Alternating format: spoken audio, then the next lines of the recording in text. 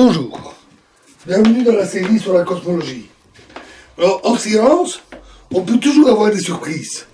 C'est l'expérience, la mesure, l'observation qui guide la recherche, et donc, parfois, on découvre des choses inattendues. Et ici, on en a eu une assez importante, une surprise assez importante, il y a quelques années seulement. Il est important d'étudier la variation de la constante de Hubble au cours du temps.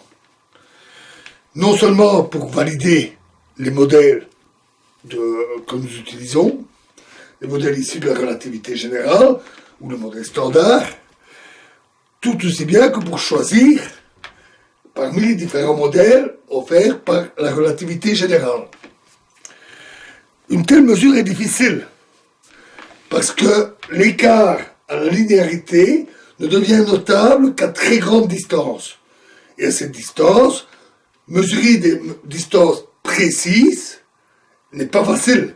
Et c'est nécessaire pour pouvoir ensuite les comparer au décalage vers le rouge cosmologique et ainsi déterminer la constante de Hubble. Pour ça, on a utilisé les supernovas de type 1A, dont nous avons parlé, qui sont d'excellentes chandelles pour mesurer des distances même considérables. Mais les supernovas sont rares.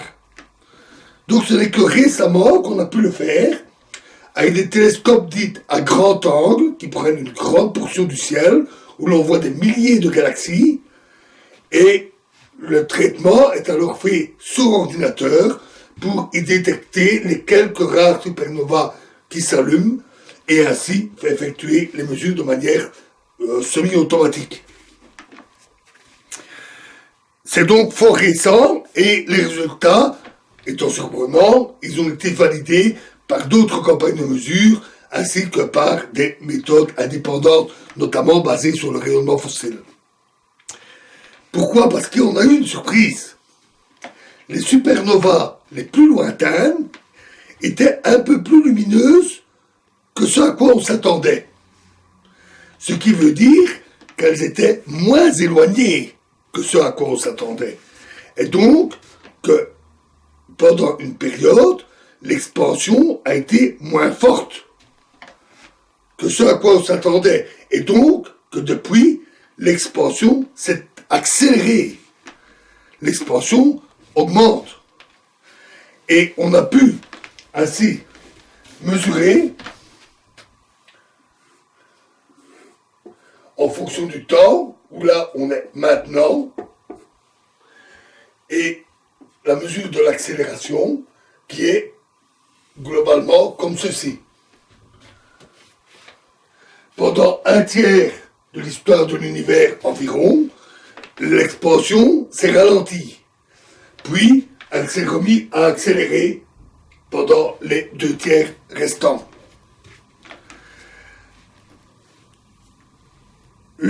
En relativité générale, sans constante cosmologique, c'est impossible d'avoir un tel résultat. Parce que la gravité est toujours attractive, et donc la gravité de l'ensemble des galaxies tend à freiner l'expansion. Jamais l'accélérer. Avec une constante cosmologique appropriée, toutefois, on modélise plutôt correctement ce comportement. L'origine de ce phénomène est encore totalement inconnue. On ne sait pas pourquoi il y a ce phénomène. Du point de vue du modèle standard de la cosmologie, c'est pas grave. C'est un modèle phénoménologique, qui regroupe l'ensemble des observations. On a l'accélération, on l'inclut au modèle. Même si on ne connaît pas sa cause, c'est pas grave pour la description du modèle. Il n'empêche qu'on aimerait bien connaître la cause. On aimerait bien savoir pourquoi ça se produit. Notons d'ailleurs qu'il y a une forte familiarité avec l'inflation. L'inflation est aussi une expansion accélérée.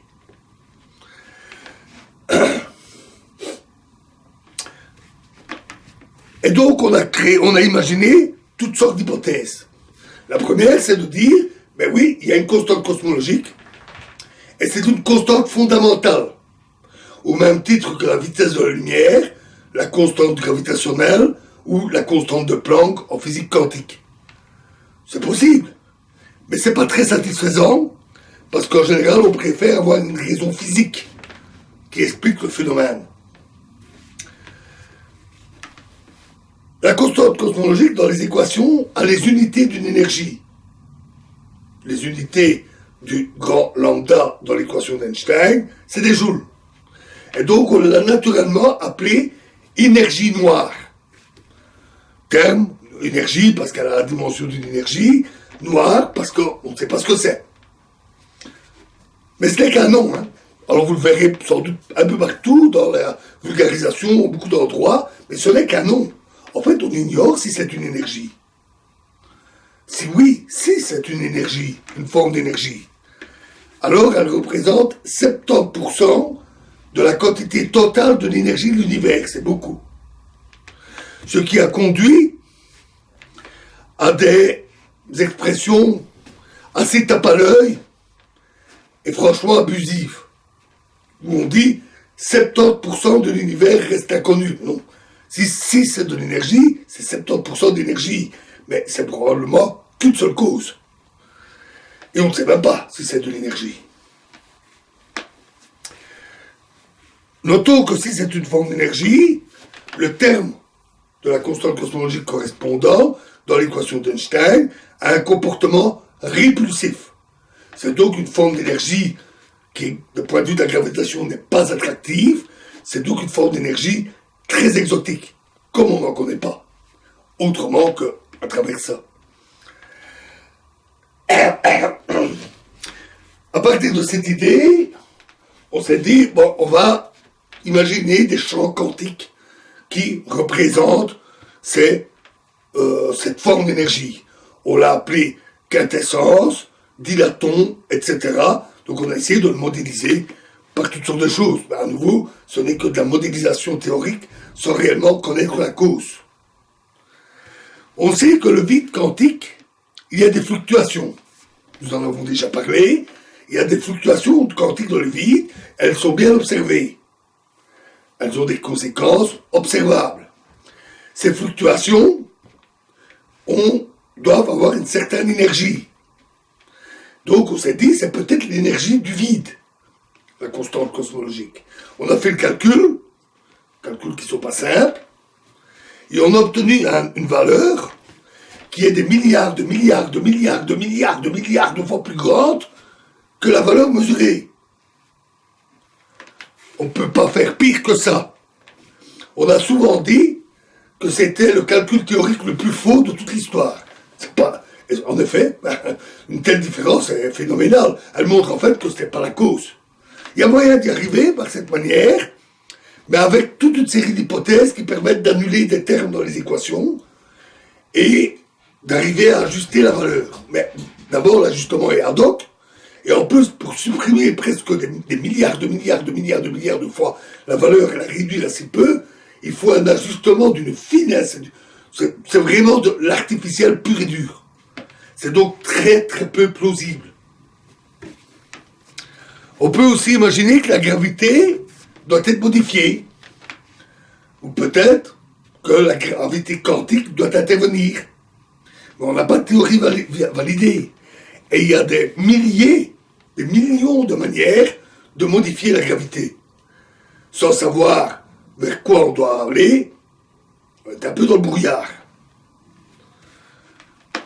Une idée qui a été soulevée aussi, c'est une violation du principe cosmologique, qui dirait que peut-être que l'univers n'est pas totalement homogène à très grande échelle. Si nous sommes dans une zone un peu particulière, une zone moins dense, dans ce cas-là, à l'extérieur, à des milliards de lumières, l'univers sera en moyenne un peu plus dense. À cause de cette densité plus grande, l'expansion y serait plus faible, et cela donnerait donc l'impression, pour les objets proches, plus récents, d'une accélération de l'expansion, mais qui ne serait alors qu'apparente. On n'aime pas fort ce genre d'hypothèse. D'abord parce qu'on n'en a pas la preuve, et ensuite parce qu'il faut, comme l'accélération est observée identique dans toutes les directions, même s'il y a encore beaucoup d'imprécisions dans les mesures, mais elle semble identique dans toute la direction. Il faudrait qu'on soit bien au centre de cette zone un peu particulière. Et ça, on n'aime pas. Hein, c'est un peu le retour au géocentrisme, à l'homme au centre de l'univers. On n'aime pas ça, une position aussi particulière. Qui n'est pas impossible, malgré tout. On a aussi imaginé que l'effet pouvait être dû aux hétérogénéités locales. L'univers est globalement homogène et isotrope, mais pas à petite échelle. Il y a nous, il y a les étoiles, il y a les planètes, il y a les galaxies, il y a les amas, les superamas. Tout ça est structuré et n'est pas lisse. Et les effets de ces hétérogénéités peuvent produire des variations dans les effets gravitationnels. Et quand la gravité est toujours attractive, l'effet est cumulatif et peut conduire à des effets notables à très très très grande échelle. Il semble que certains modèles donnent des résultats qui vont dans ce sens. Ça doit être encore largement confirmé parce que les calculs sont difficiles. La relativité générale, l'équation d'Einstein, est une équation dite non linéaire, difficile à résoudre, et qu'on ne sait résoudre de manière exacte que dans des cas très simples. Et pour des cas plus compliqués, il faut des calculs sur ordinateur très difficiles. Et ici, dans ce cas, c'est même très très difficile. Donc, jusqu'ici, on n'a pas encore de garantie que ces calculs soient exacts. Mais c'est une voie. Une autre idée que j'avais personnellement soulevée, c'est le rayonnement de Hawking. Dans les trous noirs émettent un rayonnement qui est d'origine quantique, qui est dû, oui, aux fluctuations du vide, mais pas directement à leur énergie totale, mais du fait qu'une partie des fluctuations franchit l'horizon du trou noir et une partie s'en échappe, donnant le rayonnement de Hawking, provoquant ce qu'on appelle une réaction en retour et la diminution du trou noir qui ainsi s'évapore. Un tel effet n'existe pas qu'avec les trous noirs. Il y a un horizon cosmologique, et là aussi, on doit avoir un tel phénomène. On sait d'ailleurs que dans certaines modélisations de l'inflation, cela peut causer des soucis, parce que le rayonnement peut être trop intense, carrément. Et donc, il peut y avoir un tel rayonnement. Or, un tel rayonnement, c'est la création de particules, c'est une forme d'énergie, et cette énergie est puisée dans le champ gravitationnel, qui doit alors voir sa courbure diminuer en moyenne. Diminuer la courbure, c'est comme appuyer sur une bosse qui s'étend, ça provoquerait une expansion. Et donc ce rayonnement pourrait provoquer, même s'il est très faible et même quasi virtuellement indétectable, là aussi on a des effets cumulatifs en fonction de la distance, et on pourrait aboutir à une accélération. Mieux, l'effet de ce rayonnement est proportionnel à la courbure, plutôt à la variation de la courbure de l'univers, et donc le fait que ça aplatisse et diminue la courbure provoque une diminution du rayonnement. Donc il y a un effet, une rétroaction négative qui pourrait aboutir à une solution oscillante. Une forte inflation, un calme, un ralentissement, une légère accélération avec un amortissement. C'est totalement spéculatif, je vous le dis. Les calculs sont difficiles, j'ai essayé de les mener, malheureusement la théorie en l'état a des paramètres libres qui rendent les calculs irréalisables. Et en plus des inconsistances dans la théorie. Donc c'est assez ennuyant. L'idée me plaît, ce n'est pas la seule. Vous avez vu, je vous en ai donné toute une liste. On ne sait pas encore. La matière noire, on n'en connaît pas la nature, mais on a beaucoup progressé en éliminant des hypothèses, en rendant certains plus plausibles que d'autres. On a des pistes. On n'est sans doute pas très loin de découvrir ce que c'est. Pas très loin, ça peut être dans 15, 20, 30 ans. Hein. Mais l'énergie noire, il faut le dire, on n'est nulle part. On constate l'accélération, et basta.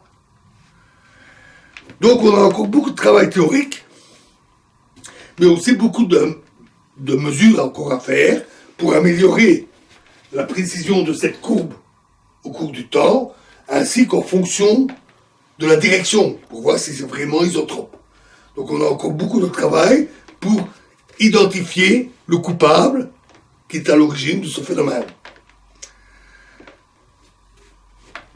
Voilà donc pour ce dernier ingrédient, énergie noire. Donc je vous avais touché un tout petit mot en parlant des simulations. Et dans la prochaine vidéo, nous terminerons cette saga en parlant des limites, des inconnus et des défauts du modèle standard de la cosmologie. Je vous remercie.